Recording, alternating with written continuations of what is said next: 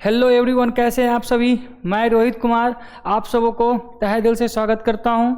और आप लोग जल्दी से इसको क्या कीजिए, शेयर कर दीजिए, क्योंकि आज जो हम क्लास लेने जा रहे हैं क्या चीज़ पे, तो जनगणना पे। ठीक है ना। कौन सा जनगणना, तो 2011 की जनगणना पे हम बहुत सारे एकदम चर्चा करेंगे। ठीक है ना। और इतनी बेहतरीन क्लास लगेगा जिसे देखकर आपको मज़ा आ जाएगा। और जो एग्ज़ाम अभी आने वाला है उसमें एक दो क्वेश्चन एकदम कन्फर्म यहाँ से निकलने वाला है। ठीक है ना। तो आप सब तेज़ी में क्या कीजिए, तेज़ी में बाबू इसको शेयर कर दीजिए। और हम इसको आज पढ़ाएंगे कैसे, एक क्लास में आज हम पूरी जितना निचोड़ है जनगणना के बारे में आज हम सब आपके पास मतलब बताने का कोशिश करेंगे। ठीक है ना। तो तेजी से आप सब क्या कीजिए, तेजी में इसको शेयर कर दीजिए। और हम जो क्लास लेंगे फिर से बता देते हैं, यहाँ देखिए जनगणना के बारे में। और जनगणना में जितनी महत्वपूर्ण क्वेश्चन बनेगा इससे आज के क्लास करने के बाद आपका एक भी क्वेश्चन जनगणना से नहीं छूटेगा। ठीक है ना। इसलिए आप सब तेजी में इसको क्या कीजिए, जितना हो सके शेयर कर दीजिए, जितना हो सके शेयर कर दीजिए। ठीक है ना। तो बाबू देखिए एक बात और बता देते हैं। देखिए जीएस को ट्रिक से याद करने की कोशिश ना करें, क्योंकि जितनी चीज़ें को आप ज़्यादा बेस्ट से समझ लेंगे, क्योंकि एक बात देखिए सीरियल से पढ़िएगा तो वो सारी बातें आपके दिमाग में आ जाएगा। ट्रिक व्रिक के चक्कर में मत रहिए, क्योंकि एक तो भाई जीएस का सिलेबस इतना बड़ा है, जीके जीएस का, जिसका पढ़ने के लिए खुद बहुत टाइम लगेगा। और उसके बाद एक तो उतना बड़ा सिलेबस है, फिर उसको ट्रिक में समझाना। ठीक है ना। तो खैर छोटा जहाँ ट्रिक होगा वहाँ हम कोशिश करेंगे आपको समझाने का। और क्योंकि बहुत सारे स्टूडेंट बोल रहे थे सर ट्रिक पे, तो देखिए बाबू ट्रिक ज़्यादा वेस्ट नहीं है। ठीक है ना, ज़्यादा वेस्ट नहीं है। ठीक है ना। ट्रिक किस चीज़ों के लिए चलेगा, तो ट्रिक मैथ और रीजनिंग के लिए ज़्यादा बेस्ट है। जीएस के लिए बाबू, जीएस के लिए क्या होगा, तो आपको पढ़ना ही होगा। ठीक है ना। आपको जितनी, देखिए एक बात बता देते हैं, जितना सही से समझने का कोशिश कीजिए, बातें को सुनिए, एक दो बार पढ़िए, तो ऑटोमेटिक आपको चीज़ें याद हो जाएगी। ठीक है ना, चीज़ें याद हो जाएगी। और आप सब ट्रिक के चक्कर में प्लीज रिक्वेस्ट है कि ट्रिक के चक्कर में ना जाएं, ज़्यादा से ज़्यादा इसको क्या कीजिए, समझने का कोशिश कीजिए। एक बार दिमाग शांत करके तो पढ़िए, पूरी चीज़ें ऑटोमेटिक याद होती चल जाएगा।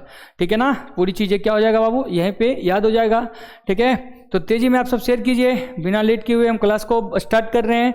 ठीक है। यहाँ देखिए बाबू, यहाँ क्या कर रहा है, जनगणना 2021। तो यहाँ पे मेरी कुछ बातें उसको थोड़ा सा सुन लेते हैं। तो जनगणना 2021 में हम क्या पढ़ेंगे, तो जो 2000 जनगणना में 21 में इससे पहले क्या, कब जनगणना हुआ, किसने शुरू किया, ये सब टोटल बातें को हम सब देखते हुए क्लास को हम सब आगे बढ़ाएंगे। तो यहाँ पर देखिए हम पढ़ेंगे जनगणना 2011 की जनगणना। और 2011 की जनगणना हम इसलिए पढ़ेंगे क्योंकि 11-21 का जनगणना, 21-10 हर एक बार जनगणना कितने वर्षों में, तो हर एक 10 वर्षों के बाद जनगणना किया जाता है। लेकिन 11 में जनगणना हुआ और 21 में होता, लेकिन कोरोना काल के कारण जनगणना बाबू नहीं हो पाया। लेकिन जो एग्जाम के दृष्टि से जो क्वेश्चन पूछा जाएगा तो वो किसके, तो 2011 के जनगणना के हिसाब से ही पूछा जाएगा। तो तेजी में आप सब शेयर कर दीजिए। तो सबसे पहले लिखा क्या हुआ हेडिंग में, जनगणना 2011 का कौमी जनगणना है, तो यह 15वीं जनगणना है। तो एक क्वेश्चन यहाँ भी बन गया कि 2011 का जनगणना कौमी जनगणना है, तो 2011 की जनगणना 15वीं जनगणना है। कौन सी जनगणना है बाबू, 15वीं जनगणना है। ठीक है ना। तो आई होप आपको मेरी बातें अच्छी तरह से समझ में आ रहा होगा। तो यहाँ पर दूसरी बात एक और सुन लीजिए। एक बात यहाँ पर क्या कर रहा है, स्वतंत्र भारत में, देखिए भारत में, देखिए यहाँ पर सुनिए एक सेकेंड, 2011 का जनगणना जब से शुरू हुआ, शुरू कब से, पहली बार जनगणना बाबू 1872 ईस्वी में, 1872 ईस्वी में। लेकिन अब तुमसे एक क्वेश्चन पूछ सकता है कि पहली मतलब भारत की या कौमी जनगणना है, 2011 की कौन सी जनगणना है, तो 15वां मारेंगे। लेकिन तुमसे यह पूछ देगा स्वतंत्र भारत का 2011 का जनगणना कौमी जनगणना है, तो यहाँ पर याद रखिएगा बाबू कौन सी जनगणना है, तो वह 7वीं जनगणना है। कौन सी जनगणना है, 7वीं जनगणना है। तो फिर से बातें को समझते हुए चलते हैं। अब 2 क्वेश्चन यहाँ पर अभी हम किए। सबसे पहले पूछेगा अगर जो जनगणना टोटल कितना हुआ तो 15वीं जनगणना है 2011 का जनगणना, और 2000 ये जो कौमी जनगणना है तो यह 7वीं जनगणना है। कौमी जनगणना है बाबू, 7वीं जनगणना है, ठीक है ना। तो हम क्या करते हैं, आगे चलते हैं, ठीक है। अब देखिए यहाँ पर क्या बताया गया है, भारत में पहली बार जनगणना की शुरुआत कब हुआ। तो भारत में सबसे पहली बार जनगणना जो हुआ 1872 ईस्वी में होता है, ठीक है ना। लेकिन यह नियमित रूप से नहीं था, नियमित रूप से नहीं था। यहाँ पर भारत में नियमित रूप से जो जनगणना हुई है, नियमित रूप से जो जनगणना हुई है वह बाबू 1881 ईस्वी में हुआ है। कब हुआ है, 81 ईस्वी में। जो यहीं से आप आंकड़ा निकालिएगा तो 8 इधर, यह 9 साल के बाद जनगणना हुआ गया था। लेकिन आपसे पूछेगा नियमित रूप से जनगणना भारत में कब हुआ, तो 1881 ईस्वी में। ऐसे जनगणना पहली बार कब हुआ, तो 1872 ईस्वी में। दूसरी बात स्वतंत्र भारत की देख लीजिए यहाँ पर। स्वतंत्र भारत के बाद देखिए जब भारत आजाद हुआ, भारत आजाद हुआ कब, 1947 ईस्वी में। और 1947 ईस्वी के बाद भारत में जो जनगणना हुआ तो वह जनगणना कब हुआ बाबू, पहली बार। स्वतंत्र भारत के बाद पहली बार जनगणना कब हुआ, तो 1951 ईस्वी में। कब हुआ छोटका, 1951 ईस्वी में। फिर से बातों को समझते हैं। स्वतंत्र भारत की जनगणना, स्वतंत्र भारत की जनगणना कब हुआ, तो 1951 ईस्वी में। याद रखिएगा कब हुआ, 1951 ईस्वी में। फिर से एक बार दोहरा देते हैं, पहली बार जनगणना कब हुआ, तो पहली बार जनगणना 1872 ईस्वी में।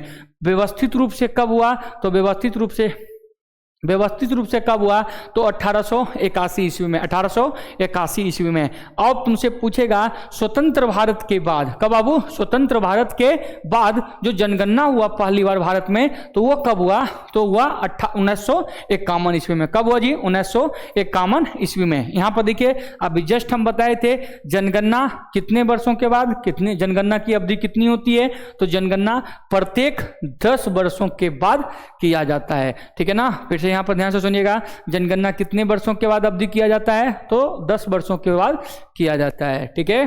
चलते हैं फिर से अगला सुनते हैं। जनगणना के अध्यक्ष कौन थे, जब पहली बार जनगणना हुआ उस टाइम के अध्यक्ष अगर जो पूछेंगे तो इसका नाम है डेमोग्राफी। क्या जी, डेमोग्राफी। जनगणना के जो पहले जनगणना हुई उसके अध्यक्ष कौन हुए, तो पहली बार जो जनगणना हुए उसके अध्यक्ष कौन थे, तो डेमोग्राफी। कौन थे बाबू, डेमोग्राफी। अगला सुनते हैं 2011 के जनगणना, क्योंकि हम पढ़ेंगे क्या चीज, 2011 की जनगणना पढ़ेंगे, ठीक है ना। एक मिनट थोड़ा सा बिट।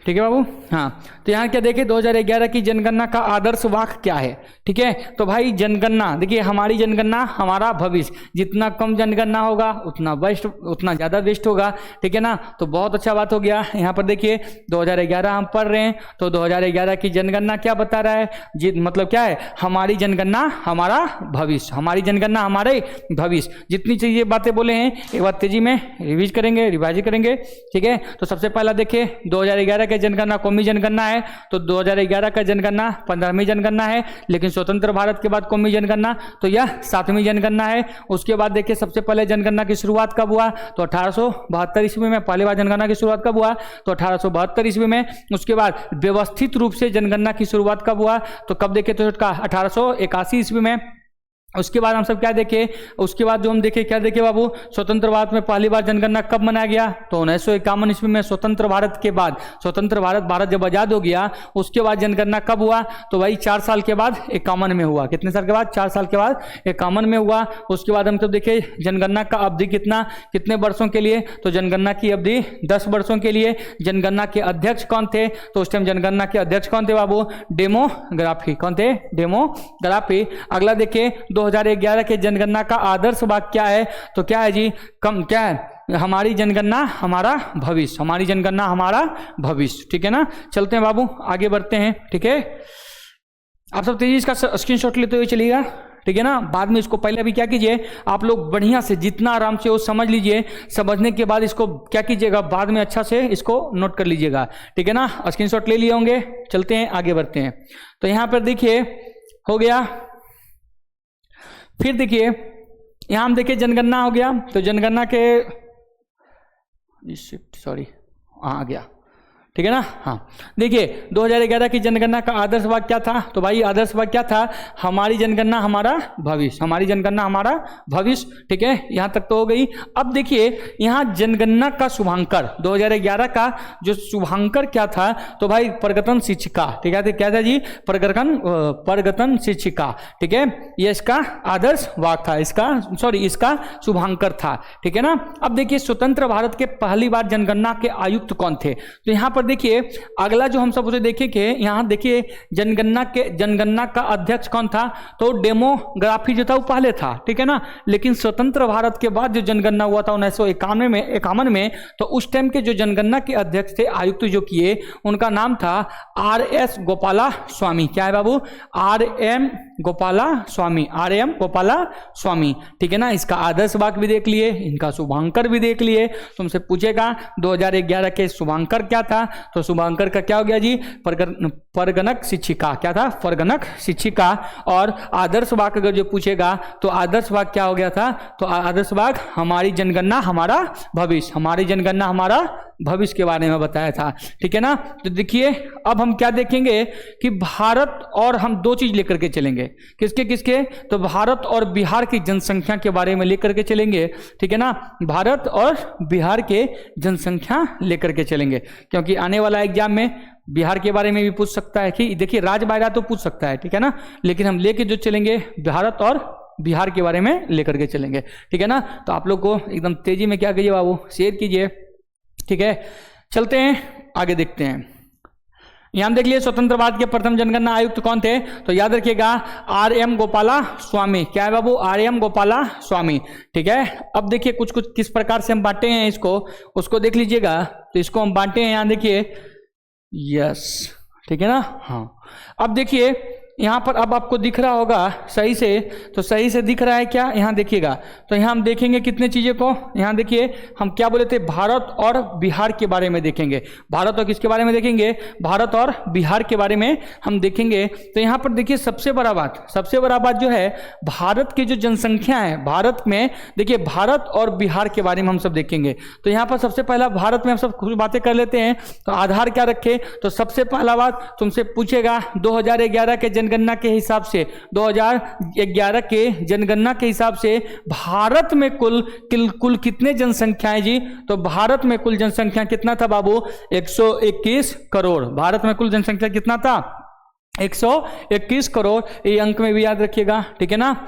देखिए और क्या, पूरे विश्व में यह कितना परसेंट जनसंख्या में है, तो 17.5% पूरे विश्व में भारत की स्थिति है। पूरे विश्व में कौन नंबर पे स्थिति है जी, तो मतलब ये कौन नंबर, ये कितना परसेंटेज है पूरे विश्व में, तो पूरे विश्व में कितना परसेंट है, तो वो कितना 17.5% पे है, ठीक है ना। चलते हैं यहाँ कुल जनसंख्या में हम सब देखें, कुल जनसंख्या कुल कितना करोड़, 121 करोड़। यहाँ पर देखिए बिहार में क्या देखें, तो बिहार में पूरे भारत का 121 करोड़ में बिहार में कुल जनसंख्या कितना है, तो बिहार में कुल जनसंख्या जो है 10.41 करोड़। कितना बाबू, 10.41 करोड़ कुल जनसंख्या कहाँ, बिहार में। और पूरे भारत का कितना परसेंट, तो पूरे भारत का 8.6% कहाँ है बाबू, तो बिहार में जनसंख्या है। और यह अच्छी खासी है। यह कितने नंबर पूरे भारत में है, तो यह तीसरे नंबर पर है। कितने नंबर पर है, तीसरे नंबर पर है, ठीक है ना। तो अभी हम फिर से एक बार देख लेते हैं। तो सबसे पहले हम देखें भारत की जनसंख्या। तो भारत की जनसंख्या किसके हिसाब से, तो 2011 की जनगणना के हिसाब से। तो 2011 में कुल कितना, तो 121 करोड़। और पूरे विश्व में कितना है जी, तो पूरे विश्व में 17.5% कहाँ है, पूरे विश्व में भारत का स्थान है, ठीक है। अब देखिए, अब यहाँ देखिए बिहार में, तो बिहार में कितना, तो बिहार में 10.41 1 करोड़ कहाँ है जी? तो बिहार की जनसंख्या है। और बिहार के जनसंख्या में यहाँ पर क्या देखिए, भारत का कितना, तो 8.6% कुल कहाँ है? तो बिहार में निवास करते हैं। कहाँ निवास करते हैं? बिहार में निवास करते हैं। यहाँ पर देखिए 2 हिसाब से जनसंख्या निकाला जाएगा, एक पुरुष दूसरा महिला, एक पुरुष दूसरा महिला।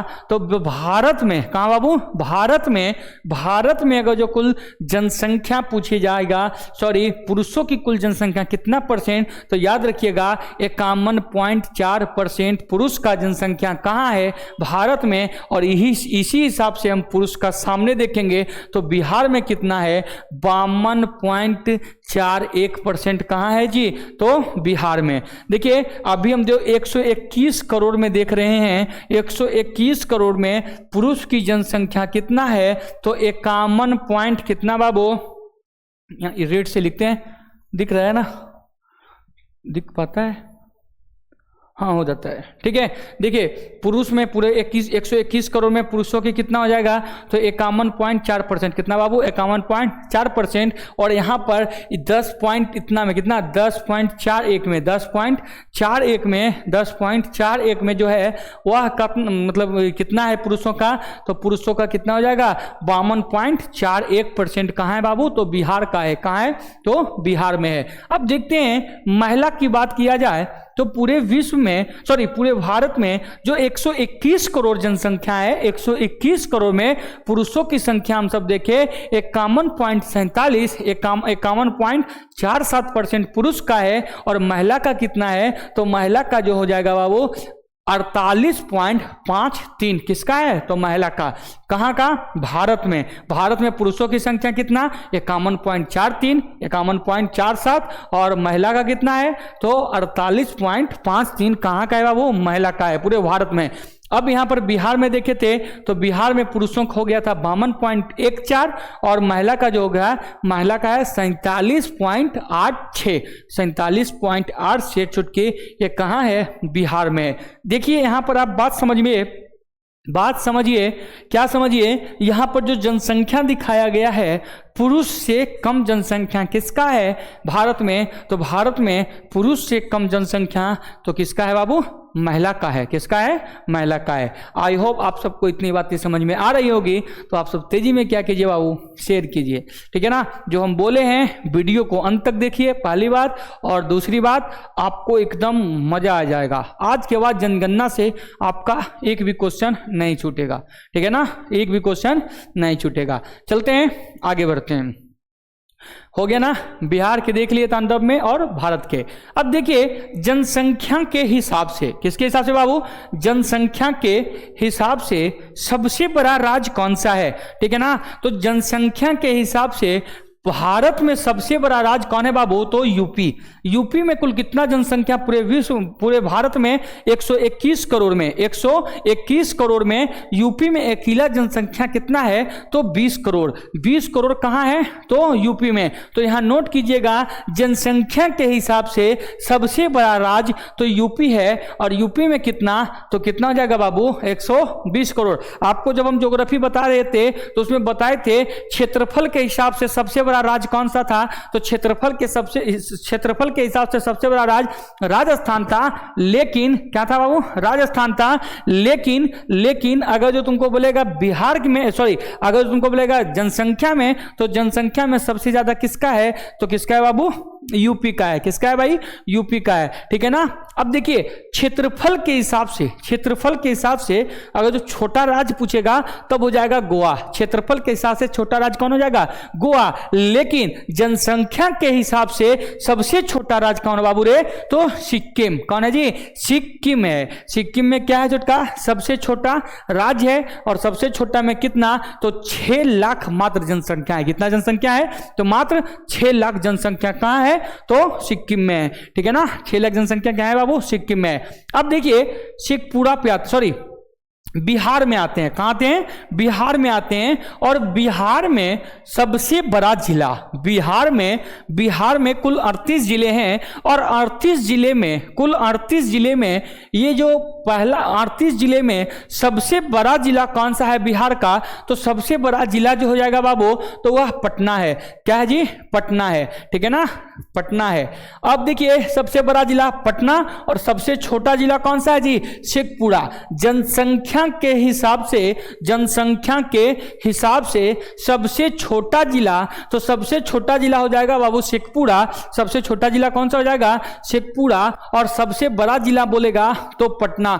पटना में कुल जनसंख्या लगभग 17 लाख है, लगभग 17 लाख है। लेकिन शेखपुरा में कितना है? तो मात्र 6 लाख है। क्षेत्रफल की दृष्टि से, क्षेत्रफल की दृष्टि से अगर जो पूछेगा तो क्षेत्रफल की दृष्टि से सबसे छोटा राज्य हो जाएगा बाबू शिवहर। क्या हो जाएगा जी? शिवहर। लेकिन अगर जो पूछा जाएगा जनसंख्या के हिसाब से सबसे छोटा राज्य तो हो जाएगा बाबू शेखपुरा। कौन सा हो जाएगा? शेखपुरा। फिर से एक बात देख लेते हैं, अगर जो पूछेगा पूरे भारत में जनसंख्या के हिसाब से सबसे बड़ा राज्य कौन सा हो जाएगा? जनसंख्या बोल रहा है भाई तो यूपी, लेकिन क्षेत्रफल में पूछेगा तो राजस्थान। ठीक है ना, बड़ा में हो गया। अब तुमसे पूछेगा कि जनसंख्या के हिसाब से सबसे छोटा राज्य कौन सा है? तो सबसे छोटा राज्य बाबू सिक्किम। लेकिन यही बोल देगा कि जनसंख्या नहीं, क्षेत्रफल के हिसाब से सबसे छोटा। तो आपको बताए थे गोवा, जो एक कैसा था जी? कोबा फर्म की तरह था। ठीक है ना, ज्योग्राफी का जब हम पहला लेक्चर लिए थे तो उसमें ये चीजें हम डाले हुए हैं। ठीक है ना, जो नहीं देखे हैं जाके देख लीजिए।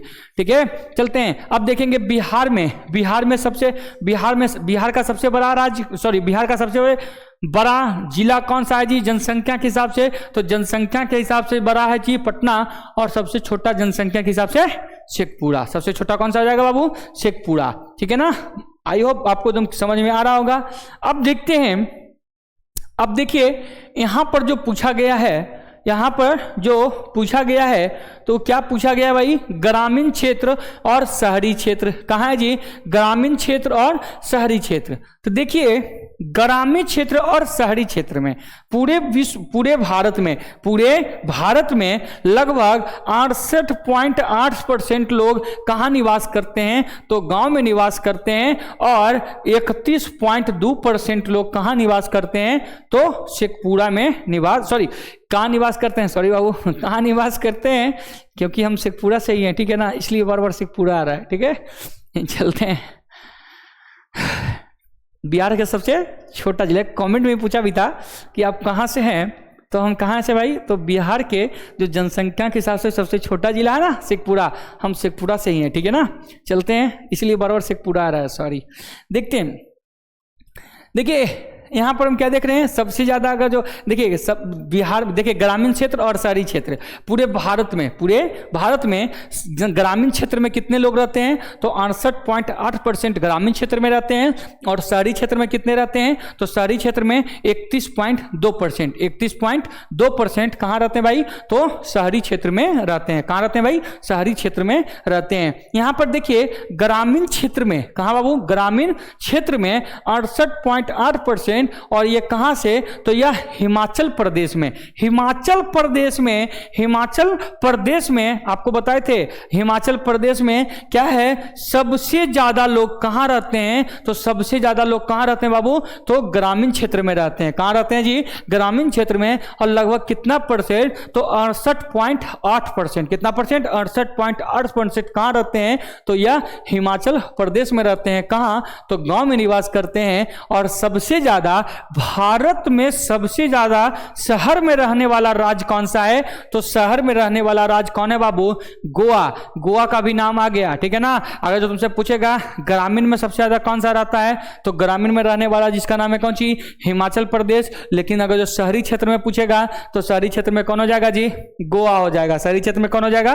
गोवा हो जाएगा। ठीक है ना, अब आगे आते हैं। ठीक है, भारत देख लिए, अब हम बिहार में आते हैं। और बिहार में 68.7%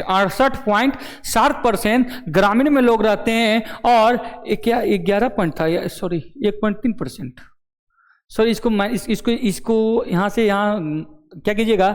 घटाने के बाद जो आएगा बाबू 100% में। ठीक है ना, इतना घटाइएगा उसके बाद आ जाएगा, देख लीजिएगा कितना। ठीक है ना, और सबसे ज्यादा शहर में लोग कहाँ रहते हैं? तो शहर में कितना? तो शहर में पटना में लोग रहते हैं, ठीक है ना। तो यहाँ पर हम देखिए सबसे ज़्यादा अगर जो रहता है ग्रामीण क्षेत्र में, तो कौन सा जिला ग्रामीण क्षेत्र में रहने वाला बिहार का कौन सा जिला, तो बिहार में जो रहता है भाई, तो बिहार में है कौन सा जिला, समस्तीपुर। लगभग 96.5%, कितना बाबू, 96.5% कहाँ रहते हैं, तो यह समस्तीपुर के जो जिला के लोग हैं वो कहाँ रहते हैं, तो वह रहते हैं ग्रामीण में निवास करते हैं।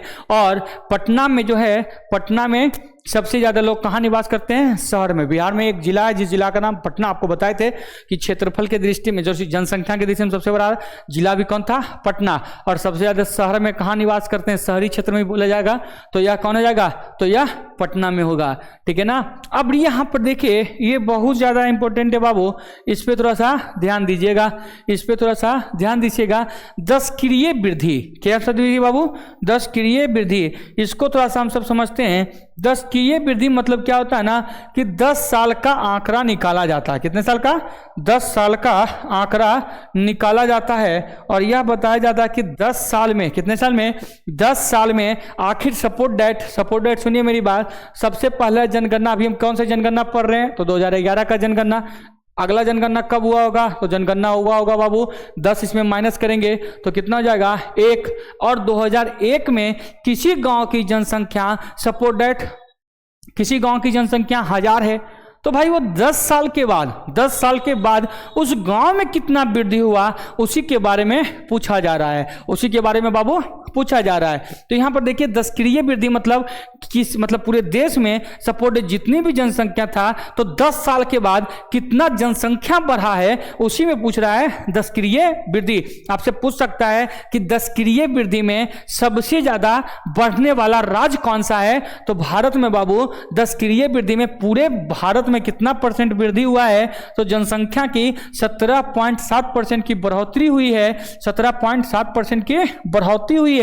और बाबू यहां पर सुनिए, ये मेघालय है, कहां है जी, ये मेघालय एक ऐसा राज्य है जहां जनसंख्या क्या हुआ है, सबसे ज्यादा बढ़ा है। सबसे ज्यादा जनसंख्या कब बढ़ा है, तो यह मेघालय का बढ़ा है 10 क्रिय वृद्धि में। कितने में बाबू, 10 क्रिय वृद्धि में। और सबसे कम पर कौन है, तो सबसे कम पर है नागालैंड। इसको आप सब एकदम याद कर लीजिएगा क्योंकि यह इंपॉर्टेंट होने वाला है। क्या होने वाला बाबू, इंपॉर्टेंट होने वाला है, एकदम समझ जाइए बहुत ज्यादा, क्योंकि 28 राज्य में यह एकमात्र ऐसा नागालैंड राज्य है। यहां पर क्या हुआ है, 10 साल के बाद जनसंख्या बढ़ने की बजाय घट गया है। 10 साल बढ़ने की बजाय क्या हुआ है जी, घट गया है। तो नागालैंड, कहां, नागालैंड एकमात्र ऐसा राज्य है जहां बढ़ने की बजाय क्या हुआ है, जनसंख्या की घट गई है। तो कितना घटा है, तो -0.6% की क्या हुआ है बाबू, कटौती हुई है, घट गया है, ठीक है ना। अब आगे बढ़ते हैं, तो 10 क्रिय वृद्धि में यहां एक राज्य और है, सॉरी अब भारत का देख लिए, भारत में 10 क्रिय वृद्धि में बढ़ोतरी वाला राज्य कौन सा हो गया, तो बढ़ोतरी वाला राज्य मेघालय में बढ़ोतरी हुआ है। लेकिन नागालैंड एकमात्र ऐसा राज्य है वह 10 क्रिय वृद्धि में बढ़ने की बजाय घट गया है, ठीक है ना। अब आते हैं बिहार में, तो बिहार में मधेपुरा में बाबू क्या हुआ है, सबसे ज्यादा जनसंख्या बढ़ा है मधेपुरा। और दूसरा उसके बाद सबसे अंतिम में जो बढ़ा है जिसका है गोपालगंज, क्या है जी, गोपालगंज। तो यहां पर देखते हैं भारत में पूछेगा तो सबसे बढ़ोतरी में कौन सा होगा, मेघालय में बढ़ोतरी हुआ है। और एक मात्र राज्य है नागालैंड जिसमें क्या हुआ है बाबू, कटौती हुई है, क्या हुआ है, घट हुआ है। लेकिन बिहार में हम सब देखेंगे तो बिहार में मधेपुरा में क्या हुआ है, जनसंख्या 1 नंबर पर सबसे ज्यादा 38 जिला में सबसे ज्यादा जनसंख्या कहां बढ़ा है, तो मधेपुरा में। और सबसे कम कहां बढ़ा है, तो सबसे कम बढ़ा है कहां, गोपालगंज में, ठीक है ना। आई होप आपको पूरी बातें समझ में आ रही होगी, ठीक है। चलते हैं अब यहाँ पर देखते हैं लिंगा अनुपात, ठीक है ना, लिंगा अनुपात। देखिए लिंगानुपात कहने का मतलब क्या होता है, हर एक हजार पुरुषों पर महिला की आंकड़ा निकाला जाता है। लिंगानुपात कहने का मतलब कितना, 1000 पुरुषों पर महिलाओं की संख्या निकाली जाती है। तो भाई यहाँ पर देखिए लिंगानुपात, कहाँ, यह लिंगानुपात, तो लिंगानुपात में यहाँ पर पूरे भारत में जो है 1000 पुरुष पर कितनी महिलाएं, तो 943 महिलाएं, 1000 पुरुष पर कितनी, 943, पूरे भारत की बात कर रहे हैं। अगर जो यहाँ बिहार में आएंगे तो बिहार में 1000 पुरुष पर कितनी महिलाएं हैं, सॉरी 1000 पुरुष पर कितने, तो 918, ठीक है ना, कितनी महिलाएं हैं, तो 918 महिलाएं हैं। तो लिंगानुपात में 943 कौन है, महिला, कितना पर, 1000 पुरुषों पर। तो भाई 1000 से जो बढ़ गया, तो केरल एकमात्र ऐसा राज्य है, केरल एकमात्र ऐसा राज्य है, कहां बाबू, केरल, जो सबसे ज्यादा लिंगानुपात में 1 नंबर में है। तो भाई यहां पर देखो महिलाओं की संख्या कितना है, 184, और पुरुषों की संख्या कितना है, 1000। तो 1000 में कितनी महिलाएं, तो 1084 महिलाएं। मतलब ये बात यहां पर सामने आया कि केरल में क्या है, पुरुषों से ज्यादा महिलाएं हैं, पुरुषों से ज्यादा कौन है बाबू, महिलाएं हैं। यहां तक कोई दिक्कत नहीं है ना, नहीं। तो लिंगानुपात क्या होता है, तो लिंगानुपात 1000 पुरुषों पर महिलाओं की आंकड़ा निकाला जाता है, और पूरे भारत में 1000 पुरुष पर कितनी महिलाएं, तो 943 महिलाएं, 943 महिलाएं। और बाबू यहां पर कौन सा आ गया, तो केरल, और केरल में कितनी, तो 1084। मतलब 1 नंबर पर लिंगानुपात में कौन सा राज्य हो गया, तो 1 नंबर में लिंगानुपात में केरल हो गया बाबू, कौन सा हो गया, केरल हो गया। और सबसे नीचे कौन, तो सबसे नीचे कौन है जी, हरियाणा। सबसे नीचे कौन सा राज्य है, तो हरियाणा। कौन सा राज्य हो गया बाबू, हरियाणा। तो हरियाणा में कितना है, तो मतलब मात्र 879, 1000 पुरुषों में इतनी महिलाएं, और बाकी जो पुरुष बच गया उसका शादी विवाह नहीं होगा। क्या होगा बाबू, शादी विवाह नहीं होगा, ठीक है ना। तो इस सबको थोड़ा सा हम पहले साफ कर देते हैं, ठीक है ना। ये 1000 जो है,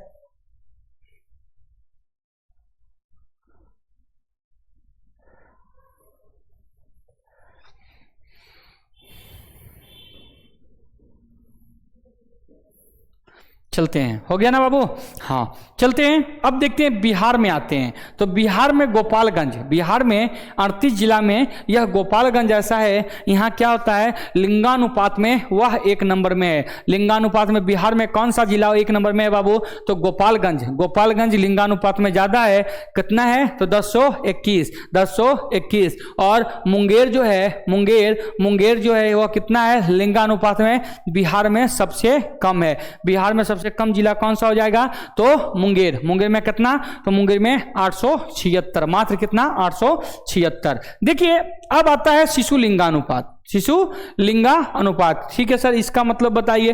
तो देखिए शिशु लिंगानुपात में क्या होता है ना, कि 0 से 6 वर्षों तक, कितने के, 0 से 6 वर्षों तक का आंकड़ा निकाला जाता है। उसी को हम सब क्या कहते हैं बाबू, शिशु लिंगानुपात कहते हैं, जिसमें भी 1000 महिला, पुरुष में कितनी महिलाएं, तो 918 महिलाएं। जिसमें शिशु लिंगानुपात में 1 नंबर पर कौन सा राज्य है, तो 1 नंबर पर अरुणाचल प्रदेश। 1 नंबर पर कौन सा राज्य भाई, अरुणाचल प्रदेश। तुमसे पूछेगा शिशु लिंगानुपात में कौन सा है, तो अरुणाचल प्रदेश। और खाली लिंगानुपात में पूछेगा तो लिंगानुपात में हो जाएगा बाबू केरल, लिंगानुपात में केरल, और शिशु लिंगानुपात में अरुणाचल प्रदेश। यहां पर क्या है जी, सबसे नीचे में कौन है, हरियाणा। अगर जो तुमसे पूछेगा लिंगानुपात में सबसे नीचे कौन, तो हरियाणा, और शिशु लिंगानुपात में भी कौन, तब हरियाणा। दोनों बात को ध्यान रखिएगा, ठीक है ना। चलते हैं, अब आते हैं यहाँ पर शिशु लिंगानुपात में बिहार में। तो बिहार में एक जिला है, जिस जिला का नाम है किशनगंज। एक जिला का नाम है, जिस जिला का नाम है किशनगंज। और किशनगंज में लिंगानुपात में बाबू सबसे नीचे, लिंगानुपात में सबसे ऊपर, और सबसे नीचे कौन सा, तो वैशाली। कौन सा जिला है भाई, वैशाली। कौन सा जिला है, वैशाली, ठीक है ना। इतना तक कवर। अब आया घनत्व के हिसाब से। तो घनत्व के हिसाब से क्या है, घनत्व मतलब समझते हैं, घनत्व मतलब कि जैसे कितना दूरी पर कितनी जनसंख्या है, कितने दूरी पर कितनी जनसंख्या है। तो यहाँ पर देखिए सबसे ज़्यादा कौन आ जाता है एक नंबर में, घनत्व वाला राज्य में कौन सा बाबू, तो घनत्व वाला राज्य में बिहार। बिहार जो है यहाँ घनत्व मतलब घनत्व कितना दूरी पर, जैसे 100 मीटर पे कितनी आबादियाँ हैं उस हिसाब से आंकड़ा निकाला गया। तो उस हिसाब से जो आंकड़ा निकाला गया बाबू उसमें एक नंबर पर जो राज्य है उस राज्य का नाम है बिहार, उस राज्य का नाम है बिहार। और अरुणाचल प्रदेश सबसे नीचे। और आपको पता होगा अरुणाचल प्रदेश जो है पर्वत वाला क्षेत्र है, ठीक है ना, उधर मतलब बहुत ज्यादा गाछ वृक्ष है, इसलिए बाबू उधर जनसंख्या ज्यादा दुरिया में है, ठीक है ना। लेकिन यह ज्यादा कंजेस्टेड कहाँ है, तो अपना बिहार में, ठीक है। तो यहां पर देखिए बिहार में सबसे ज्यादा कहां सा, तो शिवहर आ गया। शिवहर क्षेत्रफल की दृष्टि में सबसे छोटा जिला, बिहार का सबसे छोटा जिला, और जो क्षेत्रफल में पूछेगा तो यही शिवहर। और शिवहर में बाबू 1880, ठीक है ना, 1880 कौची के हिसाब में, घनत्व के हिसाब में सबसे ज्यादा पर कौन सा राज्य है, कौन सा जिला है, तो शिवहर। और सबसे कम पर कौन है, तो कैमूर। सबसे कम पर कौन है, कैमूर का सबसे कौन पर कौन है बाबू, कैमूर। तो आई होप आपको बातें समझ में आ रही होगी। तो आप सब तेजी में इसका क्या करिएगा, स्क्रीनशॉट भी लेना है तो ले सकते हैं, ऐसे एकदम पूरा क्लियर हो गया, ठीक है ना। हम क्या करते हैं, थोड़ा सा और कुछ है उसको बता देते हैं, उसके बाद आप क्या कीजिएगा, इसको होगा तो एक बार और देख लीजिएगा, जब लिखने लगिएगा ना, नोट करने टाइम क्या होगा, एक बार और देखते हुए चलेगा। क्योंकि अभी तुम स्टार्टिंग में बोल दिए थे कि आपको अभी नोट मत कीजिएगा, पूरी बातें को समझ लीजिए, ठीक है ना। तो चलते हैं बाबू, कुछ बातें और हैं जो इसमें सबसे ज़्यादा मतलब इंपॉर्टेंट था, उसको हम क्या किए हैं, आपके सामने लिख कर लाए हैं, ठीक है ना, क्योंकि आपके लिए। चलते हैं अब, देखिए राज बारे में हम देख लिए, राज के बारे में देख लिए। अब कुछ बातें और है जो इसको हम क्या करेंगे, देखेंगे। तो सर्वाधिक केंद्र शासित प्रदेश पूछ रहा है जी, तो भारत में केंद्र शासित प्रदेश टूल कितने हैं, तो कुल केंद्र शासित प्रदेश 8 हैं। भारत में कुल केंद्र शासित प्रदेश कितने हैं, 8 हैं। तो उस केंद्र शासित प्रदेश में सर्वाधिक जनसंख्या कहां है, तो केंद्र शासित प्रदेश दिल्ली में बाबू सबसे ज्यादा जनसंख्या है। आप दिल्ली गए होंगे तो देखे होंगे बहुत ज्यादा कंजेस्टेड एरिया है, ठीक है ना, बहुत ज्यादा आबादी कहाँ है, जनसंख्या कहाँ है, तो केंद्र शासित प्रदेश कहाँ भाई, दिल्ली में। और तुमसे पूछेगा सबसे कम न्यूनतम केंद्र शासित प्रदेश में जनसंख्या किसका है, तो लक्षद्वीप। आपको बताए थे भारत के ये साइड में, सॉरी लक्षद्वीप कहाँ है, तो लक्षद्वीप इधर नीचे है, ठीक है ना, इस साइड में इंडिया के, ठीक है। लक्षद्वीप तो अंडमान निकोबार है ना जी, हाँ। तो भाई केंद्र शासित प्रदेश में जो जनसंख्या की बातें करेगा तो सबसे ज्यादा एक नंबर में कौन है, दिल्ली है। एक नंबर में कौन है बाबू, दिल्ली है। और दूसरे नंबर में जो है केंद्र शासित प्रदेश में सबसे नीचे सबसे कम जनसंख्या किसका, तो भाई लक्षद्वीप का। किसका बाबू, लक्षद्वीप का। अब यहाँ पर फिर से कुछ क्वेश्चन आ रहा है, सर्वाधिक साक्षरता वाला राज्य। देखिए सर्वाधिक साक्षरता वाला, यहाँ पर नोट कीजिएगा बाबू, राज्य। अगर जो सर्वाधिक साक्षरता वाला राज्य पूछेगा तो केरल। क्या है बाबू, केरल। लगभग कितना परसेंट, 94%। कितना परसेंट, तो लगभग 94%। और न्यूनतम साक्षरता वाला राज्य कौन सा हो जाएगा, तो भाई बिहार। कौन सा, बिहार। बिहार जो है न्यूनतम साक्षरता वाला राज्य है, ठीक है ना, न्यूनतम साक्षरता वाला राज्य है। और सर्वाधिक साक्षरता वाला राज्य कौन हो जाएगा, केरल। कौन हो जाएगा भाई, केरल। और न्यूनतम महिला, देखिए किस राज्य में, भारत के किस राज्य में सबसे कम न्यूनतम महिला शिक्षित है, तो भाई बिहार का। बिहार का क्या है भाई, सबसे कम महिला शिक्षित है, ठीक है ना। कुछ बताओ, समझते हैं। सर्वाधिक केंद्र शासित प्रदेश में साक्षरता, तो भाई लक्षद्वीप में सबसे बहुत ज्यादा, मतलब केंद्र शासित प्रदेश में सबसे ज्यादा भाई लक्षद्वीप में क्या है, शिक्षित लोग हैं। लेकिन यहां देखे थे जनसंख्या सबसे कम भी देखे थे तो लक्षद्वीप का ही था, ठीक है ना। सबसे अधिक मतलब केंद्र शासित प्रदेश में साक्षरता कौन हो जाएगा, तो लक्षद्वीप हो जाएगा।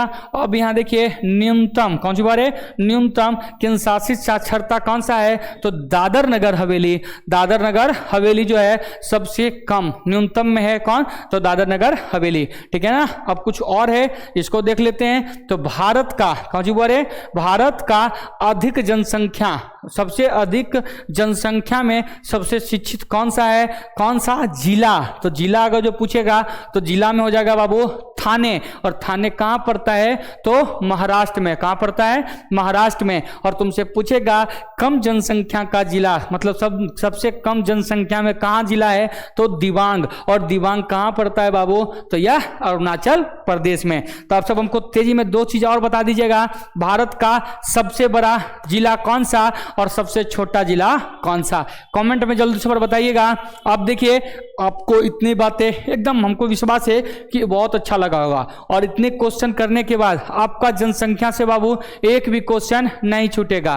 क्या होगा बाबू? एक भी क्वेश्चन नहीं छूटेगा, ठीक है ना। अब हम चलते हैं, आप सब इसका क्या कीजिएगा, दोबारा से रिवीजन करते हुए इसको नोट कर लीजिएगा, ठीक है ना। जय हिंद, जय भारत, बाय बाय।